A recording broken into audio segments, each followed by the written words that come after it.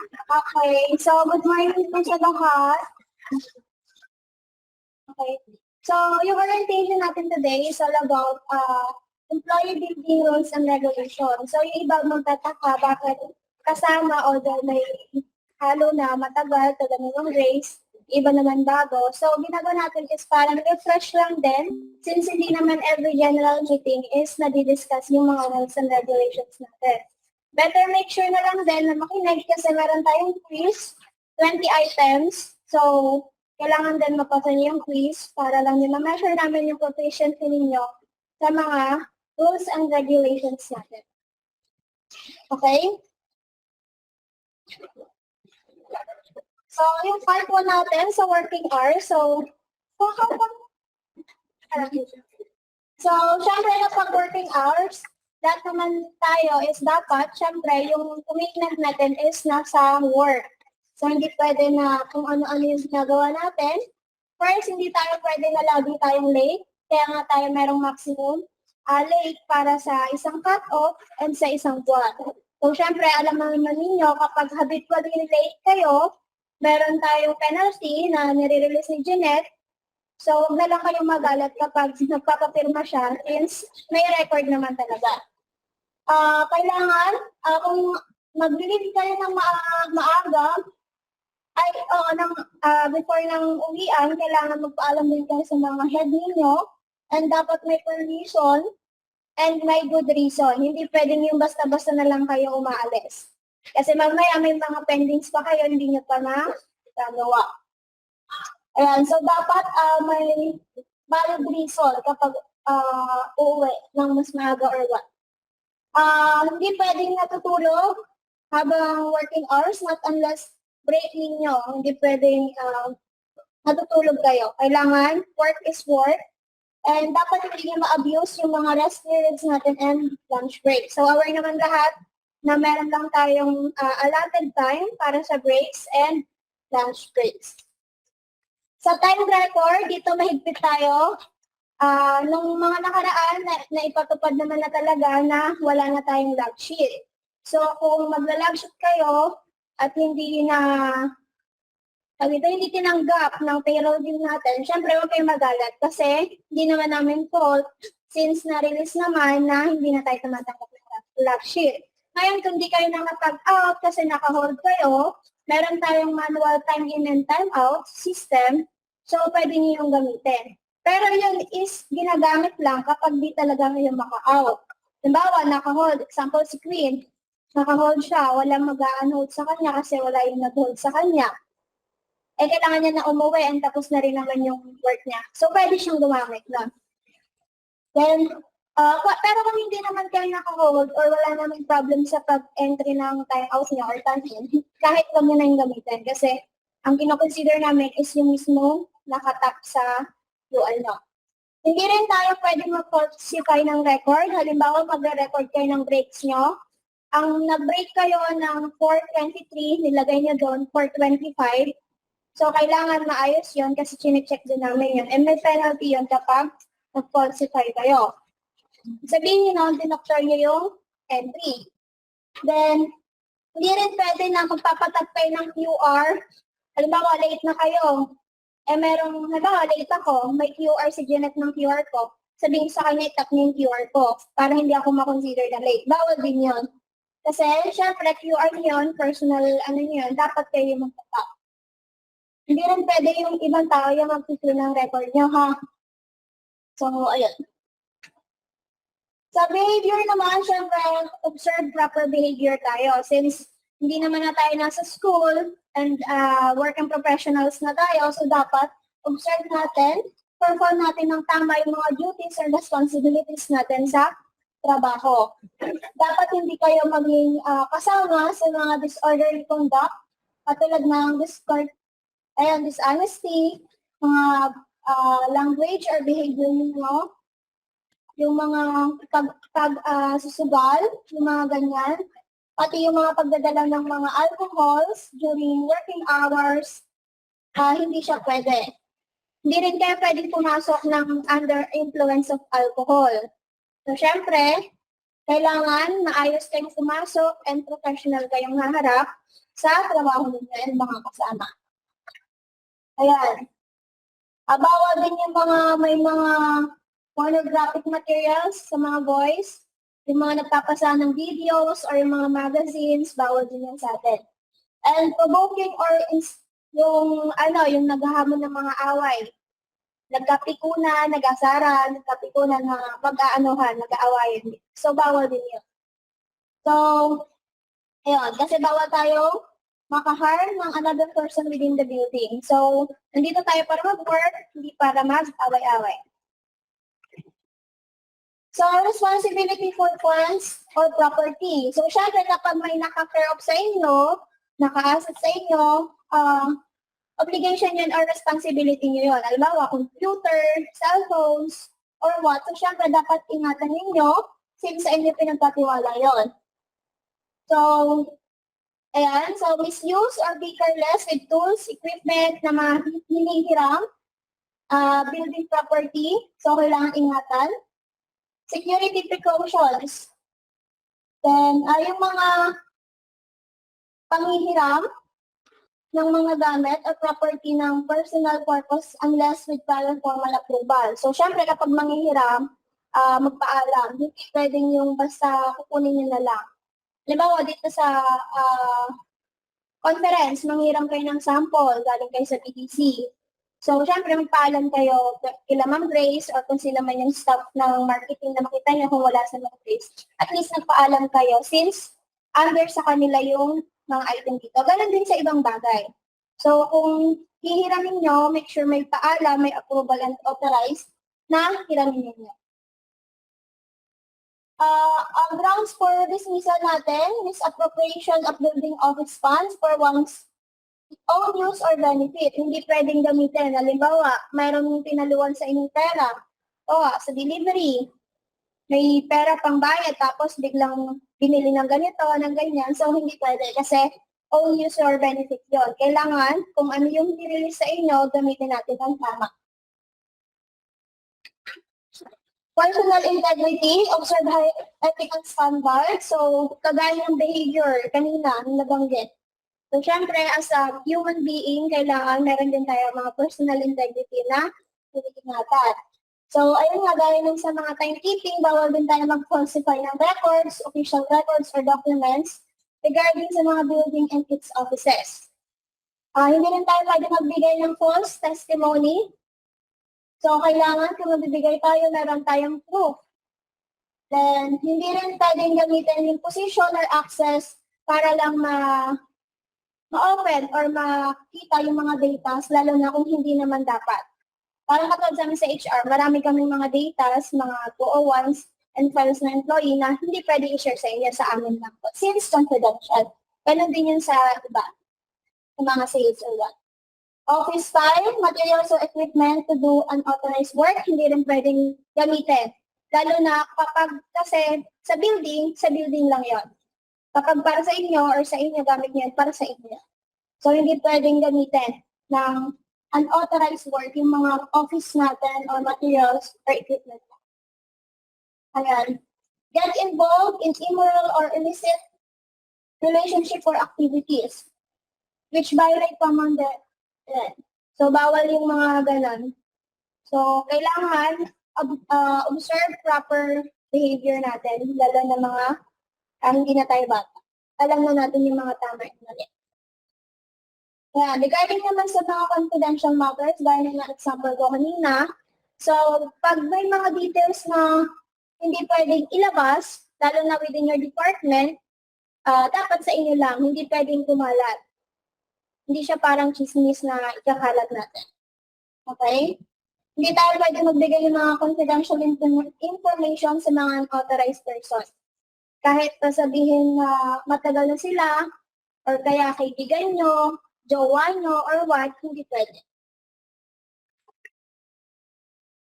Sa mga work performance naman natin, know your duties of your position, make productive use of time and equipment. Then syempre, working hard sa trabaho natin. Hindi pwedeng nagtatrabaho kayo, at the same time, nagsa-cellphone, Facebook, kung ano-ano, nag-check out sa Shopee. So, syempre, office time, office work. So, dapat you should avoid unsatisfactory work performance for no valid reason. So, kung ano yung trabaho mo yung gawin, repeated mistake due to carelessness, negligence, or inattentiveness. So, yung mga ganong situation, dapat ma-provide natin yung mga work performance natin. And meron din tayo hanggang for dismissal dito na insubordination, intentional failure, or refusal to carry out reasons order. And gross or habitual negligence of duties.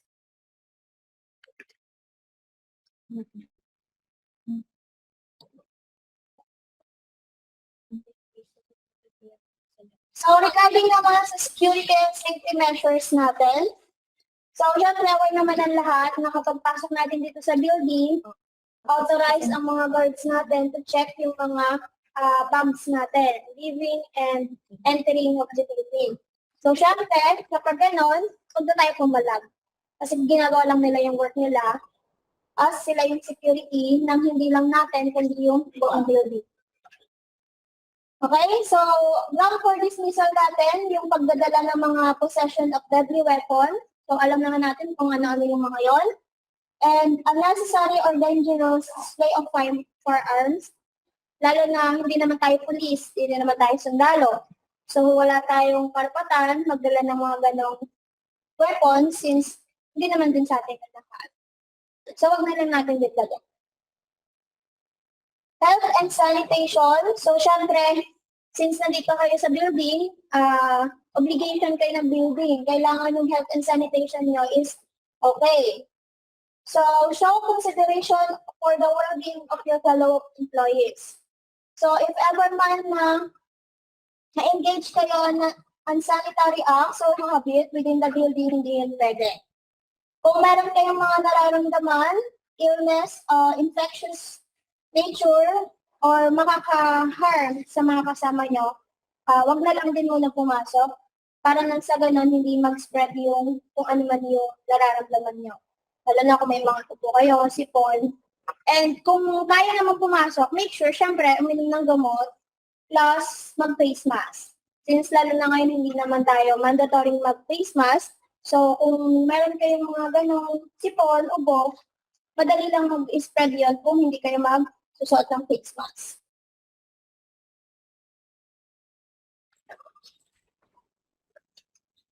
Okay. So, ito yung mga common naman natin sa part 2, office regulations. So, hindi pwede yung kumain sa loob ng workstation or offices. Bakit? Nung last time, di ba, nag-disinfect, may mga maliliit tayong ipis, mga daga. So, iniiwasan natin na mag-spread sila or magkaroon ng pamilya dito sa building. So, kaya hindi pwedeng kumain sa loob ng mga offices ninyo. Second, yung mga equipments natin like printers, computers, mga water dispenser, wag natin kalimutan, hugutin yung saksak or patayin once na uuwi na tayo. Kasi kapag nag-overheat yan, pwede maging cause yan ng sunog. Lalo na yung mga water dispenser. Kung meron kayong water dispenser sa offices nyo, kapag wala na yung tubig, wala na yung sinicirculate, so possible yan talagang cause ng sunog. Workstation must be clean and neat before and after your shift. So, minsan din naman natin may iwasan na mag-work tayo ng makalat, lalo na kung marami tayong papel. But make sure na malinis natin iiwanan yung lugar or yung computer table natin para nang sa ganon is maging maayos yung pag-alis natin. Then second, yung mga telephone wires natin, kailangan hindi siya tangled or hindi siya buhol-buhol. Kailangan maayos katulad ng ganyan.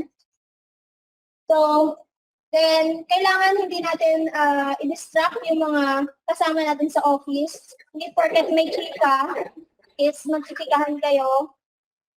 So, dapat, kung nakikita niyo nagtatrabaho yung kasama nyo, although break, so huwag natin disturbuhin. Work is work during working hours. Then, yung mga trash nyo, so, dali natin pababa, bitbitin natin, ibulsa natin, lagay natin sa trash bag. Then, yung mga waste pack natin, regular natin i-check kasi may iba na mga umaapaw na hindi na napapansin.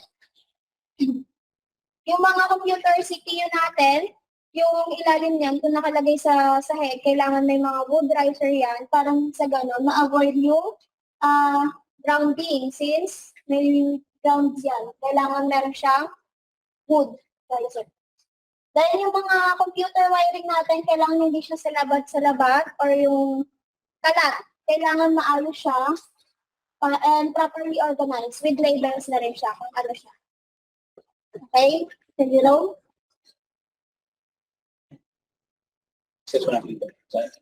Since summer naman, so magbigyan natin na open mo na yung mga aircon lahat.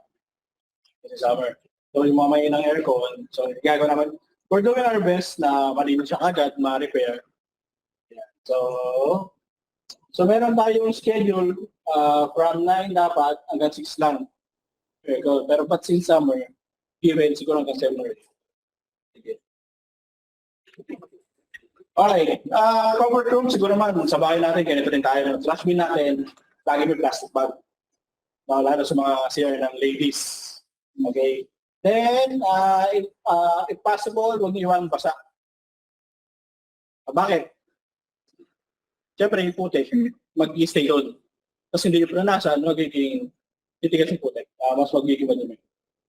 Check the faucet, kung naisara nyo. Kasi marami na tayo na-charge na siguro mga 500 pesos or 200 at the most. Naiiwan bukas yung faucet. Then may charges din yun. Use the flush valve correctly. Siyempre, malaki for the solid waste and that smaller waste for the liquid waste. Hindi ka nakatulog yan para medyo hindi... Okay, pwede etiquette standard. So meron tayong mga authorized personnel na pwede lang mag-paging. So hindi pwede natusa kayo mag-page kayo. Hindi lahat pwede kasi hindi lahat marunong. Okay, meron tayong etiquette. So, for example, information sharing, hindi naman kailangan i-page yan. So, naprint na namin ganito hindi naman kailangan i-page yan. So that everybody will know. Then something needs to be done or questions need to be answered. Kapag may kailangan na phone call, kagad, ako palatawagin sa area nyo, hindi nyo ako makita. Pwede nyo pa-page. Sa mga authorized person. Sino ba ang mga authorized person natin? Si MJ, si Ma'am Grace, mostly the department heads ang pwede. Then sila Romy. And then si our assistant. And yan, for yung pinaka is yung requires immediate assistance. For example, may nag-spark na kuryente sa area nyo, hindi matawagan sila Alvin or Tech Engineering Department, pabridge nyo agad. Kasi minsan bakit nila abot ng speaker. Questions? Trash disposal is until 9 p.m. only. So, kung napansin nyo sa GC kanina, sino ang GC kanina? Kita nyo. So, may production dito. Sayang. Meron. Embro. So, sa production site, saka yung mga naggagawa ng mga orders, kailangan ayusin natin yung pagtapon ng basura sa baba. Kasi, nagiging hassle sa part ng security, imbis na i-secure yung building, nag-aayos pa, nag-aalat pa kami na extra time to manage the trash na iniwan kagabi. Okay? Yung mga boxes, huwag itatapon kasi nabiwait na yan. Number 2, na-recycle. Okay? Pwede siyang gamitin as storage or for shipping. For example, sa Lalamove o sa DM site. Okay. Yan yung mga bumbong, yung mga bilog. So, tinatama niyo ba yan? Kasi pinapadala namin isa sa Saudi, nabenta kami, di ba? Okay. Use the big trash bin for dry waste. Ano yung trash bin na to? Anong kulay? Kulay green, yung nasa baba. Ito for dry waste. So, yung cafeteria trash is hindi pwede. Kasi yung mga pinagkainan nyo ng mga bungo ng kanin, bawal din to. Lalo-lalo sa sink. Clear? Okay. Third, strictly, siguro ano nito? No, bag no entry. Lalong-lalo kapag uwi na. Okay. Minsan di kami nagpa-bag check kapag umaga. Bag check kami talaga pag uwian. Bakit? Kasi marami na tayong incident na naranasan dito for the last few months. Siguro until last year, may mga theft na nangyari, qualified theft. Sino ano doon, aware? Mostly ay heads ang aware doon sa HR. So, ang minimum na penalty ng qualified theft kasi nasa company kayo. So, ang tawag doon, kapag pinailan namin kayo ng case, is arresto manor. Minimum may 200,000 siyang penalty sa court. Then, 6 months up to 12 years yung pwede namin sampa. Depende sa case. Okay, guard. Ito, exit. Then, bawal kumain sa labas pag umuulan. Bakit? Palawanan ko ka. Pag nagbukas kayo, nagka-site kayo, yung mga madala sa SM dyan, kapon, may nakasabay kami, di ba? Pero mainit naman, bilang bulan.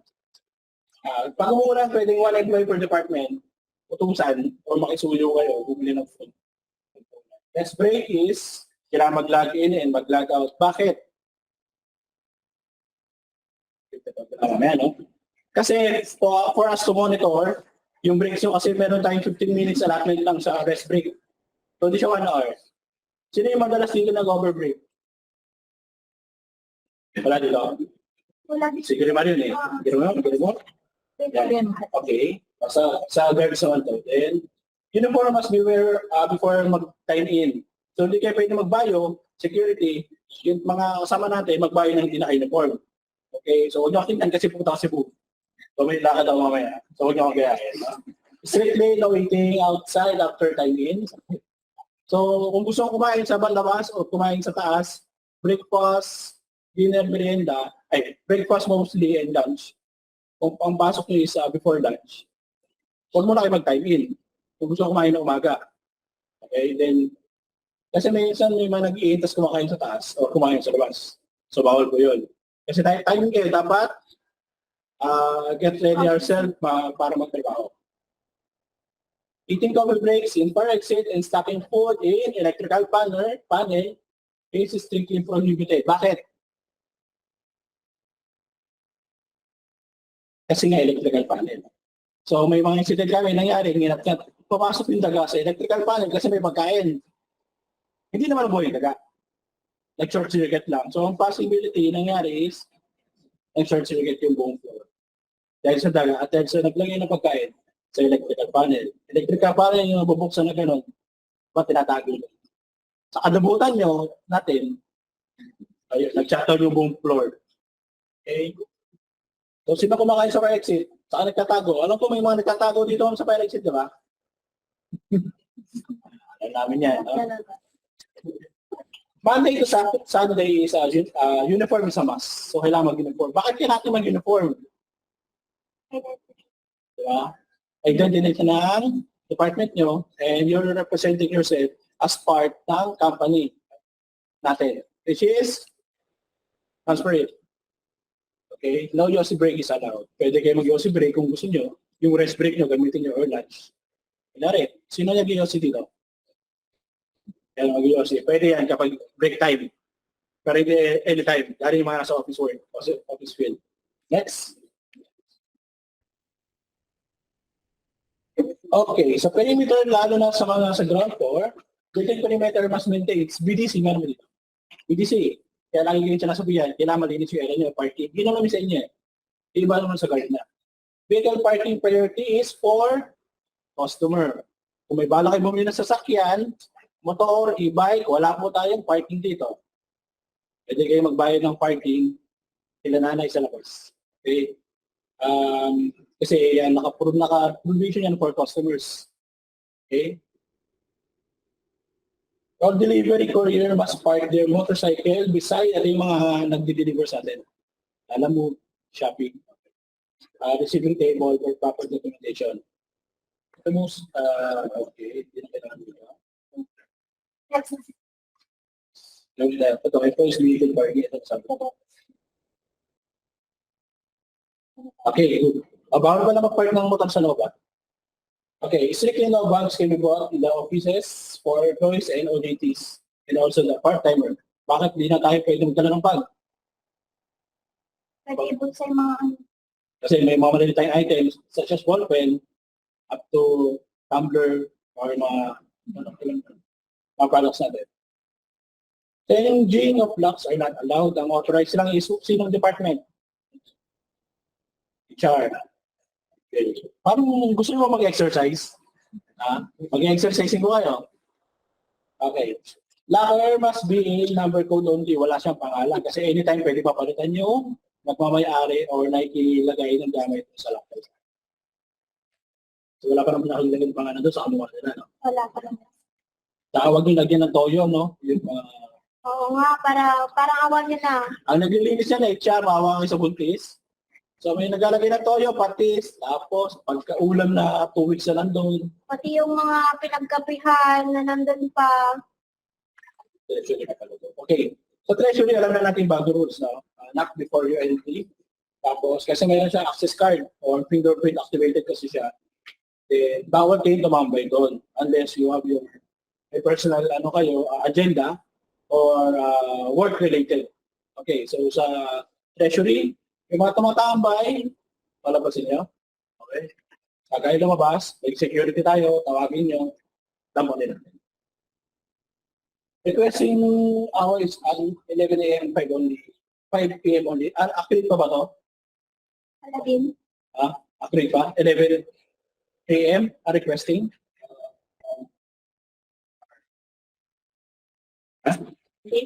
Lakas sa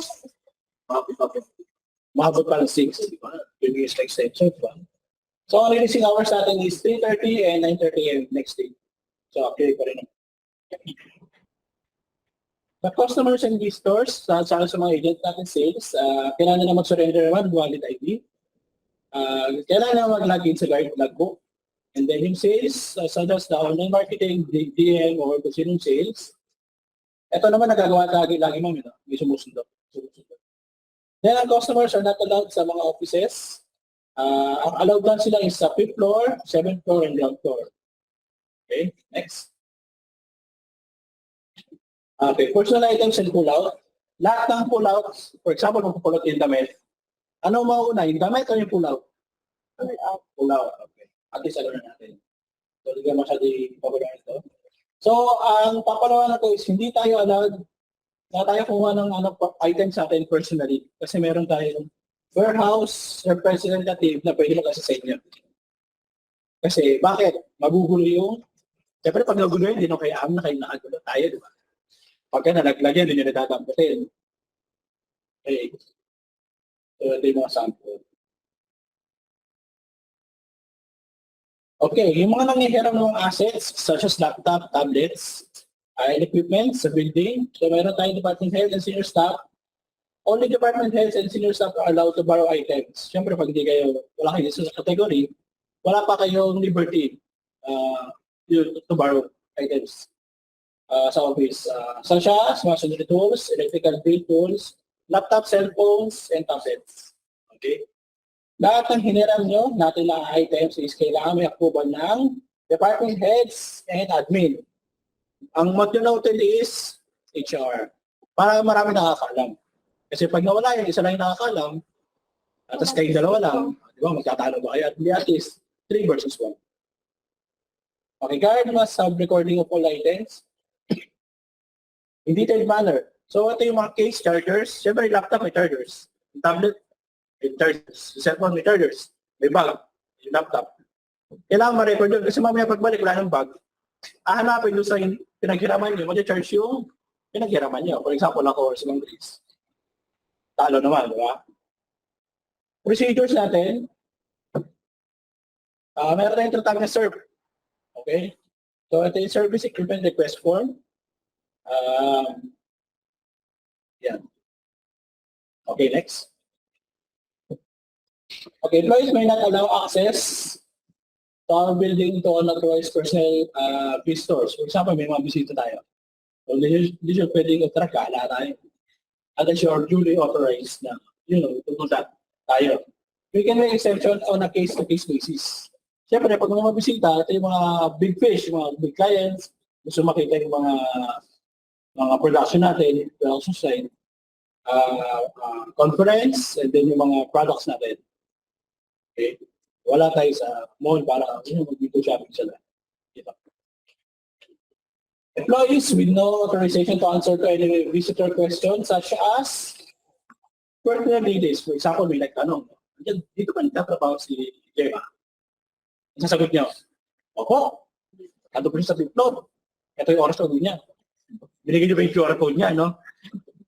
Wala tayong rights to answer yung mga visitors na yun. Bakit? Mamaya, may ibang agenda. May makidlapit ako, diba? May bigla na lang, ako na yung example ko, hindi ko. Diba? Huwag nila sabihin, bawal yun. Kasama yun sa building groups natin. Anong pwede nyo isagot? Ay naman sa hindi ko. I am not in the liberty to say po or pwede nyo po i-coordinate sa HR, Human Resource Department po natin. Then, mag-coordinate sa guard and then pwede na lang kausapin through phone si Cathy or sila Gemma. Okay? Then yung mga nag-check ng mga building, okay, yung mga permits, lahat tayo, walang karapatan. May mga authorized personnel lang na pwede sumagot. Yan, for example, ilang empleyado tayo dito. Siyempre, wala tayong rights. Kasi nga, hindi natin alam. Sino nakalagay na tayo dito? Both sa HR. Kahit ako, hindi ko alam. Kung hindi nyo alam, huwag magmarunong. Baka mapasama tayo. Okay? Importante na. Kaya, i-post ko. Always ask for to authorized person. Ito yung mga kami. Admin, mostly sa HR, and then mga senior staff. So, nag-usap tayo sa admin, may mga in-charge namin din. Okay. In case of confrontation, always ask for identification first. Ito talaga, SOP ito, kahit sa building or mall. Hinahanap ang ID. Sa assault nila yan. Pag-ibig po kami, kung ano man yun, ito po yung ID namin. Taga-Meralco kami, taga-Maynila, ako hinahanap namin laging ID. Bakit? To make sure na totoong taga nun sila. Okay? Okay.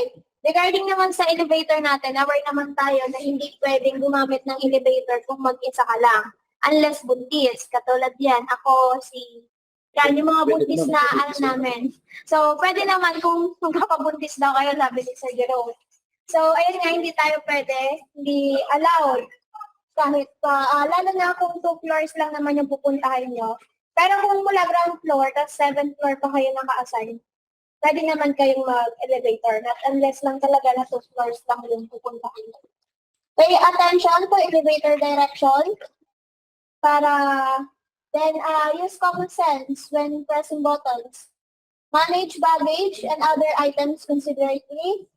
Don't engage in inappropriate activity. So, dapat pagpasok niyo sa elevator and pag-exit, be mindful. Tapos, use your hand or an object to keep an elevator door open. Bawal yon. Kailangan, kung i-aanuhin nyo is yung pindutan. Hindi pwedeng kayo mismo yung hand nyo. Kasi baka mamaya biglang sumara maikit pa sa lalong pa namin. Don't overcrowd elevator since may limit lang tayo doon. May kita niyo naman kung ilang persons lang and ilang kilo lang ang pwede. Kapag nawala naman yung mga elevator cards, is may penalty siya ng 500 pesos per card. Do not drop stocks and merchandise inside the elevator. Meron tayong lifter sa baba. Di ba nakita niyo sa tapat ng elevator hanggang 3rd floor? Meron tayong lifter. So, yun yung ginagamit naman nila kapag merchandise sa mga stock match. So, pang-tao lang ang elevator. Then, do not shake, bump, or even jump sa loob ng elevator. So, syempre, pag gano'n, may tendency na bigla kayong bumagsak pagka ganyan. Then, always use push carts kapag may mga dala kayong stocks and merchandise. Pero pag gano'n, gamitin nyo is yung lifter. Down click lang. So, sa cleaning assignment, aware naman tayong lahat, meron tayong mga designated area regarding sa cleaning assignment. So, either man sa CR yan or sa office ninyo, better make sure na malinis yung mga designated area nyo before tayo umuwi. Bukod pa yung mga general cleaning natin. So, So, kailangan sort natin ng maayos yung mga colored and white scratch papers. So, kung hindi na pwedeng gamitin yung papel, dispose na natin. Pero kung pwede pa, as much as possible, gamitin natin yung scratch para hindi naman sayang yung papel. Fabric per type. So, yung may mga fabric dyan, kailangan maayos natin, lalo na yung sa mga yung mulmul niyan, possible na mapunta yun sa elevator, masira yung elevator natin. So, sanitation of every telephone and tables, kailangan malinis din siya.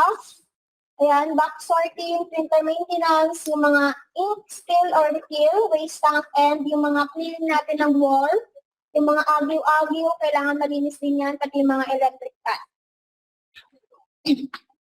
Pagdating naman sa hangout area, so ang allowed lang natin na hangout areas is yung ground floor, lobby, pero at the same time, hindi naman na natin siya magagamit. So, ang allowable na lang talaga is yung penthouse sa may canteen. So, pwede tayo dun mag-stay once na mga rest natin. Lunch break and rest breaks. Mas na okay na mag-remain kayo dun sa penthouse kaysa sa mga working area nyo to avoid distraction sa mga kasama nyo na hindi mag-take ng rest breaks. Yan. Yung kanina, nabanggit naman na to, yung mga kitchen waste management. So, sa taas, yung mga kumakain sa taas, nakita nyo naman may mga designated labels sila doon kung ano ilalagay. Kung saan ilalagay yung mugmog, yung mga toyo, mga kutsara, di ba? So, sundin natin, huwag tayong pasaway. Kasi, ano lang din, discipline na lang din natin yan.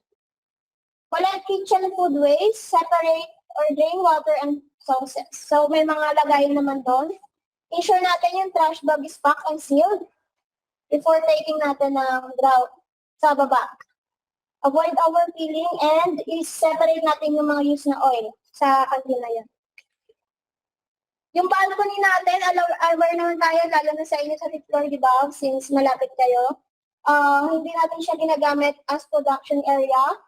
Yung mga pagdadala natin ng mga scissors, yung mga any sharp objects, hindi rin siya allowed kasi mamaya malaglag siya, may dumaan, may madisgrasya pa kayo. Yun as you go, kung gagamitin niyo yung balcony kapag rest breaks, and do not climb in the balcony railing. So, hindi naman na kayo bata. So, lahat naman ng lost and found, syempre, kung may nawawala, ina-announce naman dun sa GC para malaman kung sino may-ari. Ngayon, kung hindi pa rin nagre-reply, pwede nyo iwanan sa amin sa HR, pwede rin sa security area para malagbook nila yung mga nawawalang item para pag may naganap, madaling makuha. Yung mga company drivers and vehicles natin, kailangan yung mga susi na susurrender sa tamang lagayan, sa tamang tao para nang sa ganun kung gagamitin or iaayos yung park once na may dumating is madaling magagamit, makukuha yung susi. Ang kailangan, fully informed yung mga guard natin sa mga duty upon parking. So, yung mga proper procedure and yung kailangan alam ng mga guards. And lahat ng mga basura o personal belongings dun sa sasakyan, pagtapos gamitin is kailangan matanggal para for the next use or for the next morning na gagamit ng sasakyan is okay siya. And hindi siya makalat. Sa mga foods and beverage naman natin, so ayun mga gaya na nabanggit kanina, bawal kumain sa loob ng office area. So hindi rin pwede magdala ng glass bottles. Yan. So ngayon kasi may mga nakikita tayo ng mga nagmi-milk tea, pero yung mga glass bottle soft drinks hindi siya allowed. Since lalo na yung mga malawak yung kasi mamaya mag-spill yun dun sa computer, masira pa natin. Bawal lang magdala ng alcohol and uminom sa loob ng building, not unless may mga ganaps tayo and magpaalam tayo sa mga admin. May approval. Most especially, may approval nila, sir. Since sila yung may admin. Okay, tapos na tayo. So again, yung rest breaks natin is 15 minutes lang siya. Hindi siya 30 minutes, hindi siya 1 hour, hindi siya 2 hours.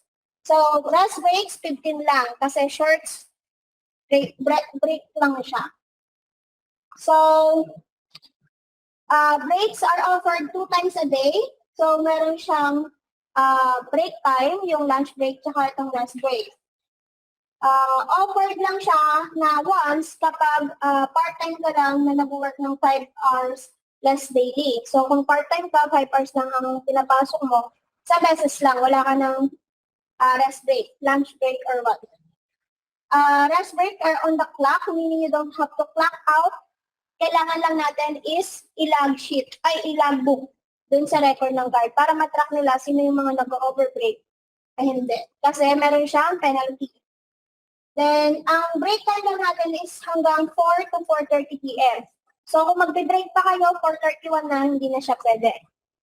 Okay? Ayan, nasa monitoring nila sa guard. And, ayan.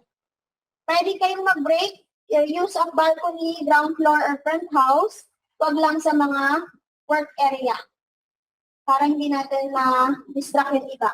And kailangan magpaalam kayo sa mga head nyo para nang sa ganon, alam nila na nakabreak kayo kasi baka mamaya hanapin kayo or may pinapagawa sa inyo na hindi pa natatapos.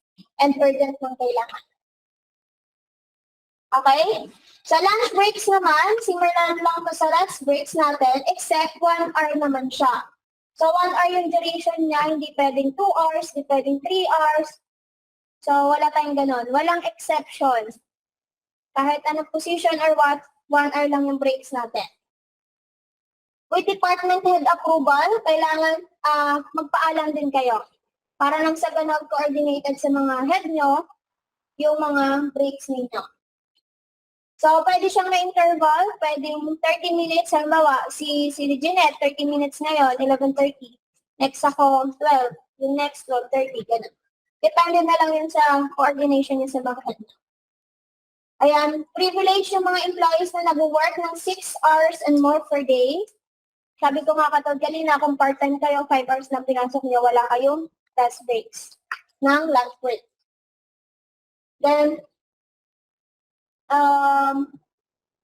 kailangan naka 3 to 4 hours tayo ng trabaho muna bago kayo mag-break. Hindi pwedeng kakapasok niyo pa lang, tapos mag-break kayo.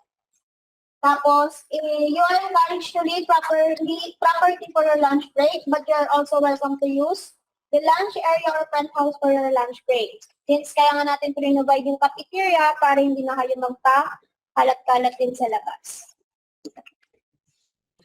Yung mga emergency breaks naman natin is nakukonsider naman siya such as if they are feel ill or yung may mga nararamdamang masakit yung katawan or yung headache, biglang magbigay lang kayo ng advice. Talk to your department head regarding sa situation para alamin natin kung ano yung gagawin. Kung papahinga lang ba muna kayo saglit or much better yung winner or what. Then, break time policy violation, alam na natin, 5 pesos per minute. So, kung naka 15 minutes kayo, times 5 yun yung penalty nyo. Kung 3 minutes, meron kayong 15 pesos na penalty. Okay? So, may suki kami dyan. Alam niyo yung breaks yun. So, kailangan hindi natin siya overuse with proper discipline pa rin dapat. Okay? So, yun lang yung regarding sa orientation natin. Then, meron tayo ng katulad ng nabanggit ko kanina, meron tayo ng 20 items please regarding sa mga napag-usapan. So, make sure